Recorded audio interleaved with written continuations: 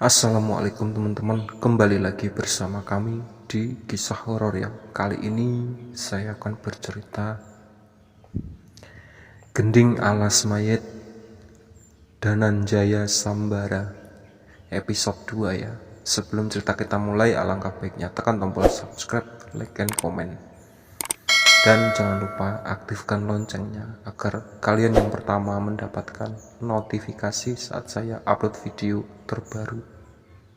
Oke. Kondisi desa semakin hari semakin mencekam, seolah menunggu kapan giliran menerima kutukan itu. Sampai akhirnya warga memutuskan untuk memanggil orang pintar dari desa lain. "Pak, setelah ini desa kita aman kan?" tanyaku kepada bapak.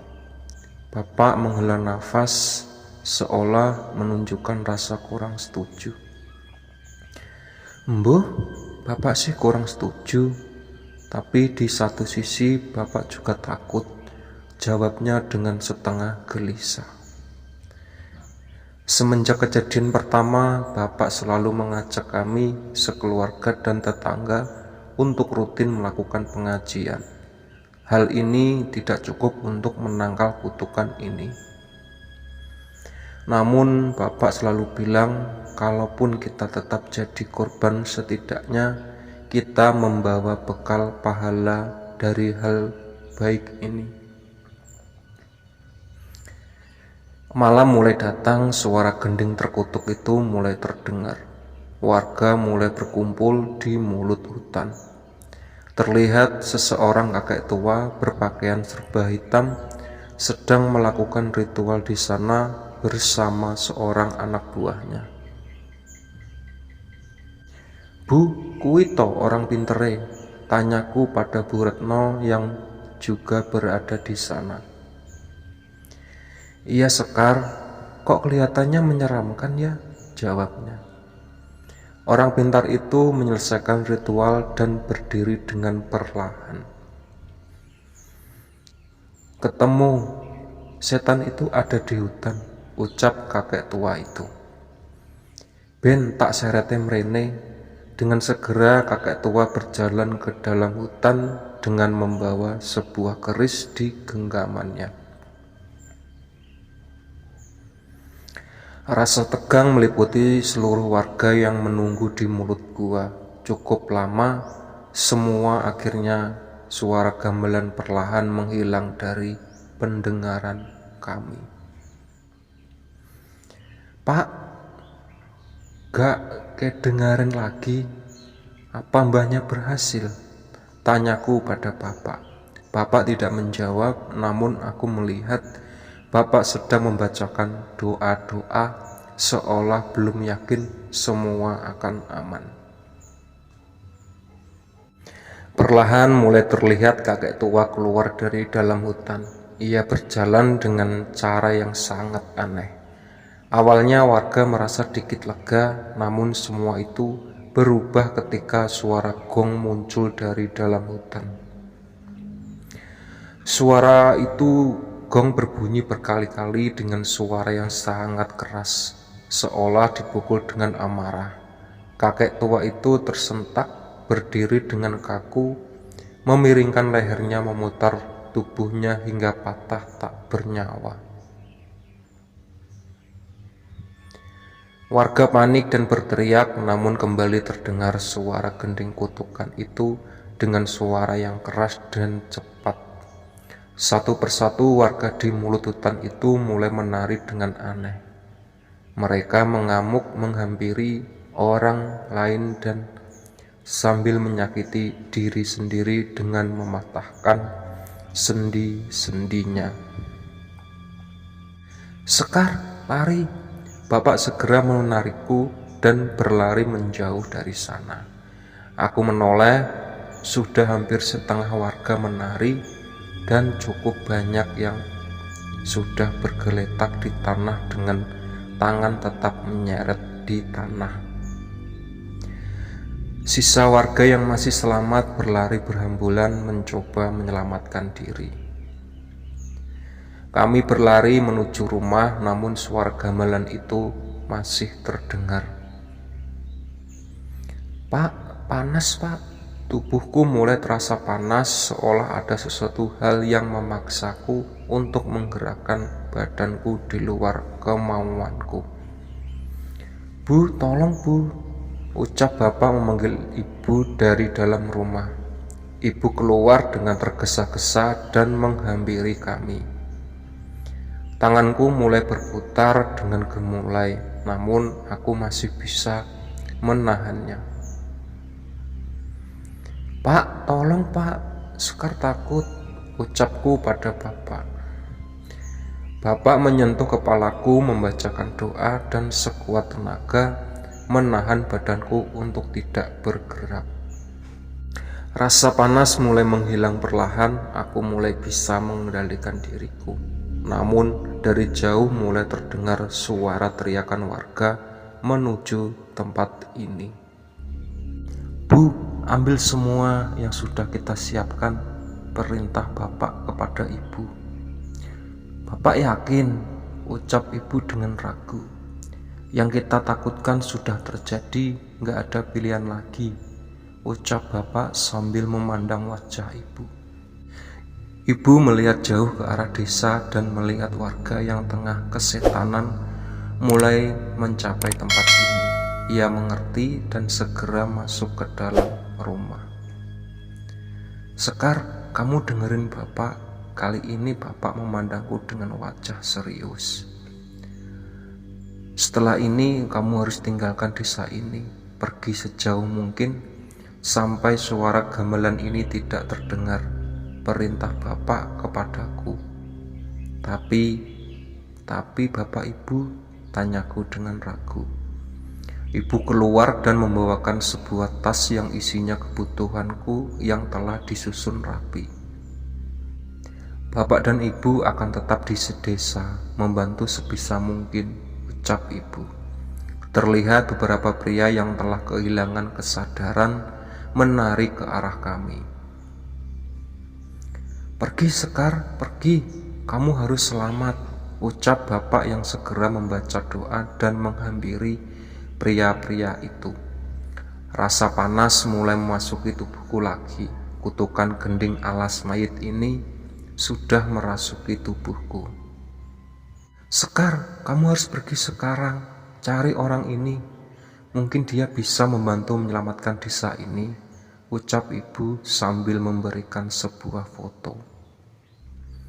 Aku tak tahan lagi dengan rasa panas ini. Aku memeluk ibu erat-erat dan segera berlari menjauh dari suara gending ini. Gelapnya malam membuatku terjatuh berapa kali. Aku tak peduli, yang penting aku harus menjauh dari suara ini. Sudah semalaman aku berjalan menjauh desa. Matahari sudah mulai terbit. Suara gending alas mayit sudah tidak terdengar lagi.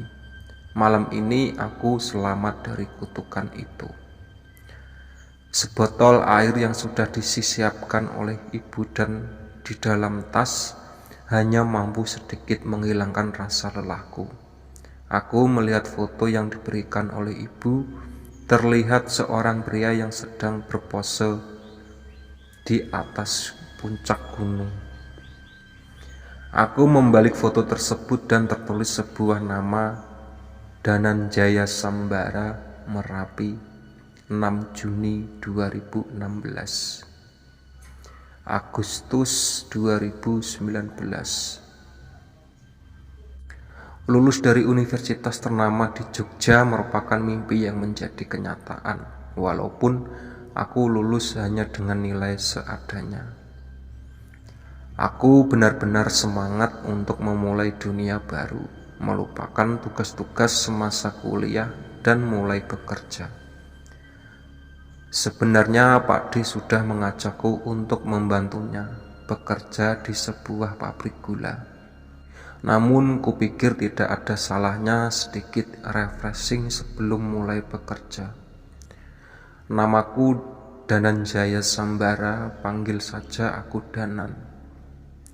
Hari ini aku berniat pergi mendaki sebuah gunung yang berdiri tegak di hadapanku saat ini, Merapi. Rama dan Yanto, kedua temanku ini memang maniak mendaki. Selama masa kuliah mereka sudah mendaki lebih dari 10 gunung di Indonesia, mulai dari yang terpendek seperti Gunung Andong hingga puncak Mahameru. Tapi khusus kali ini kami memilih Merapi sebagai ucapan terima kasih karena indahnya pemandangan gunung ini selalu menemaniku. Di masa-masa berjuang kami santai menikmati pemandangan di sekitar sini. Danan, kamu mau kan katanya bisa lihat lelembut, nggak takut naik gunung begini. Katanya di gunung banyak, tanya Rama dengan nada iseng. Halah Ram, makhluk halus itu dimana-mana ada. Kalau udah biasa ya kayak ngelihat orang asing aja, jawabku. Heh, udah mau maghrib, jangan ngomongin yang enggak-enggak, ucap Yanto dari belakang. 1 jam perjalanan mengantarkan kami ke pos 1 Selokopo Ngisor. Untung saja langit belum gelap sehingga kami bisa melihat pemandangan beberapa gunung dari sini.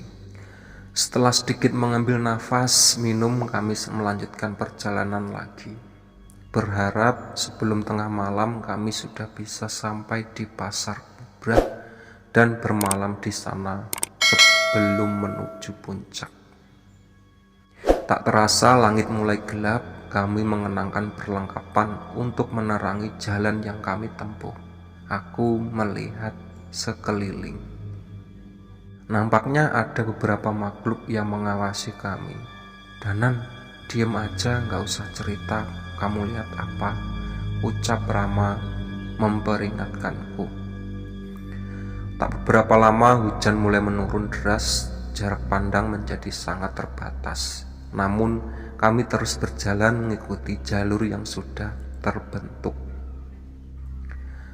Semua berjalan biasa saja hingga jalan yang kami lalui berujung ke jalan setapak di pinggir jurang. Yanto, emang dulu ada jalur begini? Tanya Rama pada Yanto yang pernah mendaki Merapi bersamanya. Ndak, aku ndak inget. Coba balik wis, jawab Yanto. Kami berbagi ke belakang mencoba kembali ke jalur semula. Namun jalan yang kami lalui menghilang, yang ada hanya jalan yang berujung pada jurang. Kok bisa begini? Danan, tadi kamu lihat kan jalannya? Ucap Rama padaku. Aku mengangguk dan melihat sekeliling dan merasa curiga dengan apa yang terjadi. Kita dikerjain, ucapku pada mereka. Terlihat makhluk jadi-jadian berbentuk seperti kera, berukuran seperti manusia, dengan badan yang kurus mengawasi kami dari belakang Rama. Aku membacakan beberapa doa dan mantra pelindung, berharap bisa menghilangkan kami bertiga dari pengaruh gaib ini. Jalan yang kami lalui terlihat kembali dan jalur yang kami lihat sebelumnya berubah menjadi jurang yang dalam. Namun sepertinya yang kulakukan memancing perhatian makhluk-makhluk lain. Sepanjang jalan yang kami lalui dipenuhi oleh makhluk halus penunggu gunung ini. Lari Danan, kita balik ke bawah, teriak Rama. Secepat mungkin kami berlari meninggalkan jurang itu. Namun kondisi tanah yang terlalu licin mengaburkan pijakanku dan menjatuhkanku ke sebuah jurang yang dalam. Danan, Danan, teriakan Rama terdengar dari jauh. Namun suara itu sayup-sayup menghilang bersama dengan kesadaranku. Mas, bangun, Mas. Terdengar suara perempuan mencoba membangunkanku. Rasa sakit masih terasa dari kepala dan sekujur tubuh. Namun aku tetap memaksa untuk membuka mata. Ini di mana? tanyaku pada perempuan yang mencoba membangunkanku. Oke ya, itu tadi cerita dari Gending Alas Mayit, Dananjaya Sambara episode 2 ya. Sebelum ceritaku tutup, alangkah baiknya tekan tombol subscribe, like, and comment.